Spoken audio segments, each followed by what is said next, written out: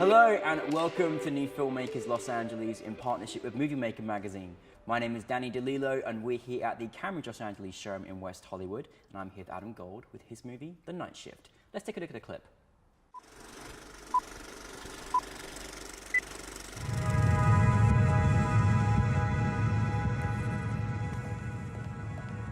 You, Peter? Yeah, Bill. You got me. Nice to meet you, pal. Don't be late next time, though. We have a lot to do back there. Definitely. Shouldn't be a problem. Congratulations on your film. Thanks. Really, really great job. For those that haven't had the pleasure of seeing it, tell us a brief synopsis. Yeah. So The Night Shift's about a kid, first day of work at a dystopian orphanage. We basically follow him for his first 20 minutes as a guy on the night crew at this orphanage, and he's asked to perform his duties and has to make a decision about whether that's something that he wants to continue doing. It takes you on quite a journey. I wasn't expecting where you're supposed to go there, but that you went there as a filmmaker and that shows your talent. But my goodness me, where did the inspiration come in creating this story? Yeah. So I had a conversation with my girlfriend. She had gotten into volunteering for San Francisco's Animal Care and Control, and had also started kind of doing some reading from some like modern animal rights activists and stuff. And there was this one line in a book that she kind of mentioned to me, just like, imagine if we treated like orphan children the same way that we treat all these animals. We're just kind of discarding them just because there are too many of them or what have you, or because we want brand new puppies from like a breeder or whatever, just weird stuff like that. And I thought that was an interesting thought and didn't really know what to do with it. And then just thought like, oh, maybe this could be like an interesting sci-fi movie about overpopulation. And then I kind of let my college life and my crappy college retail job and frustrations there bleed into that concept, and turned it into this movie about working your first shitty job, basically, out of college. I mean, I'm just glad you asked those questions, that you made this entire movie that came from your college retail job and also this particular situation that we do have with animals. Yeah, and for sure. My goodness. Well, it was fantastic. I felt like it had so many elements where it was kind of like dark. I love this kind of like vintage retro feel that you kind of created as well. When you're kind of making a film in this kind of like sci-fi genre, but also trying to create an atmosphere of like, because you said the location where you filmed this was actually your college campus, but you sort of created this environment like it was endless, like this could go on forever, this place of where it actually was. What elements do you have to do to kind of, capture the audience and certainly kind of keep people kind of on the edge as well? Sure. I mean, I think technically we did pick a lot of different kind of parts of campus, right? And so one of the places we shot was an abandoned building. I had to hire a police officer to be on set all day because they wouldn't let us in the building without having that. That was one of the more expensive days of shooting. And then otherwise, I think we moved the camera around a lot. We had a lot of tracking shots, which I think helped to kind of build that sort of we're lost in this big, huge building that's actually only a few hallways like downstairs. And did it for me, I tell you, yeah, most definitely. I'm glad to hear it. That was what we were going for, but it really was just like one or two areas on campus, and then just a few hallways therein, and just moving the camera around and manipulated, played with our minds. I hope so. Great. No, it's brilliant. Again, you got to have a certain cast as well to kind of make this all happen together. How was the casting process for you? Yeah. It was a lot of students that tried out from our drama program. So mostly theatrical actors, including one of the guys that didn't come through from campus. I'd worked with him on a different short in LA actually, and he ended up driving up, and he plays Bill, so kind of the older guy in the movie. But I think the casting process for the kids probably was the hardest. We didn't end up with a ton of options, right? And it's just hard to get folks to come out and audition their kids for a movie where we're probably gonna like kill them in whatever part they're in, or it's just not always easy. Yeah. So that's not easy. But the casting process was great, and it was a learning experience for me with how many parts we had, and how much dialogue there was.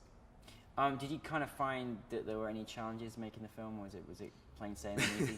No, definitely not. Yeah, I mean, it was the actual original length was about 23 or 24 minutes. We cut it way down, cut certain themes out, and so shooting a 23 or 24 minute movie in college was kind of insane. I think our thesis films were typically about 8 minutes. So the professor I brought this project to was like an independent study. Was like, you're totally nuts. Like, I don't know. So let's just make it 3 times as big. Yeah. Like, what are you doing? And then he kind of read through it, saw that we had a pretty limited number of locations, and spent a lot of time in each one, and that it was really like a moment in time, kind of a real time movie almost, and thought, maybe you could pull this off, like, see what happens. Tried to raise, had a big Indiegogo number, ended up raising some of that, and I think we had about $3,500 from family, from friends, from my savings account, all told, and somehow tried to pull the movie off with that. And I love it because, you make a film, up there it looks like, oh wow, you made a film and you probably had a massive budget, it was all easy and blah, blah, blah, and it's like, yes, people are literally from all areas are helping to support and make the project actually happen.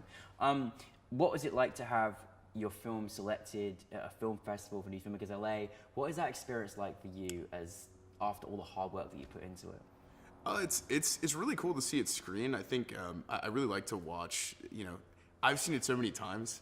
I'm so numb to everything. Yeah, I have no idea what means at this point and like how people are gonna react to it. So it was great to see it last night. This is the 7th place that we've screened. And I've been to a few of those festivals. We actually screened on Friday in Columbus, Ohio. So I'd be really curious to see what that audience thought, but I wasn't able to fly out there and then come back here. So it's been great to, I think, actually experience it with other people who aren't totally numb to what's going on. And otherwise, I think that's been my most like rewarding thing. It's just watching it with these big groups of people, right? Because that's what it's all about. It's a big difference when you're watching on your laptop and you're going through the whole edits and posts and everything else, and then seeing it on a big screen as well. What is kind of next for you? I don't know. I work in tech in San Francisco. Kind of another path. I love technology, and I'm in software up there. That's what I do full time. So I do for a living, and I would like to get back to writing. There's some things that I would like to write, features, shorts. Believe it or not, dark post-apocalyptic stuff. I know that movie was really bright and happy. The short Let's make it happen. That's brilliant. No, and so we need to steal you from the tech software world. We just steal you from there and bring you to the filmmaking world down here. I love how you combine both of those industries. That's amazing. Maybe you can join us together. Yeah. We can make a movie about software sales. Yeah. Sounds good to me. Yeah. I don't know. No, I mean, obviously, again, it's. I'm sure there are many people in the tech world that want to are interested or want to go and create a movie, but just aside alone, what you as a filmmaker, from being there to actually having this script in your hand to making something, what piece of advice have you been given, or what advice do you have for anyone that wants to go out there and do it? Yeah, for sure. I mean, I think there's a couple things. You can do it. We talked about this last night, right? Yes, we were all inspiring each other. We can go out there and do it. Yeah, yes. it's like how with $3,500 needing to rent nice lenses, needing to pay some of the crew, right? A lot of the folks were kind enough to just lend us their time, which was amazing. You can do it. You can make it happen. I think that's the biggest thing. The other thing I would say is just try to focus on a small subset of things that you really care about, right? Yes. I think one of the big things that I learned in college and saw, a lot of folks make the mistake of, and certainly I was there too, is just trying to bite off a little bit more than we could chew, and working on way too many projects all at the same time. And I think that, if you focus and make a small group of projects that you put all your time and effort into, I think other people will see that. Yeah. And those projects will get noticed, and you'll, get into, more, you'll have more doors open by doing that. It's great advice. Really, really good advice. Well, Adam, I love your film. I'm ready for more. So leave the tech world and come down to us. But no, Thanks. Thank you very much. Yeah. No, great job. Thank Honestly, you. Congratulations on your film.